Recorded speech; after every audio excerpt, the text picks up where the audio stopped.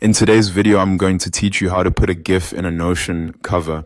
If you want to make your Notion page feel more dynamic and visually interesting, adding a GIF to the cover is a simple way to do it.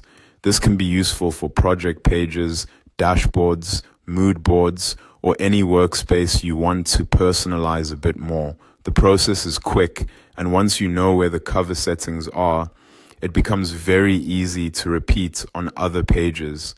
To get started, go to your Notion page, open the page where you want the animated cover to appear, and make sure you're on the correct page before making any changes.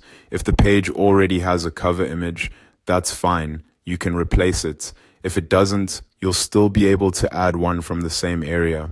Once you're on the page, move to the cover section at the top and click on Change.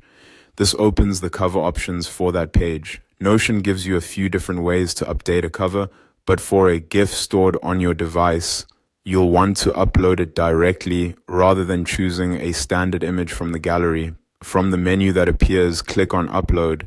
This tells Notion that you want to use a file from your computer or device instead of selecting one of the built-in cover options. If you're doing this for the first time, just take a second to confirm you're in the right tab before moving on. Next, click on Upload File. This will open your device's file browser so you can search through your folders. At this point, it helps if you already know where your GIF is saved, since that will make the process faster and smoother. Now select the GIF from your device, find the file you want to use, click on it, and confirm the upload. Once the upload finishes, Notion will apply that GIF as the cover for your page. Depending on your internet speed and the file size, it may take a moment to appear, so give it a few seconds if needed. And that's it. Your Notion page should now have a GIF as its cover. If the result doesn't look quite right, you can always repeat the same process and choose a different GIF that better fits the page.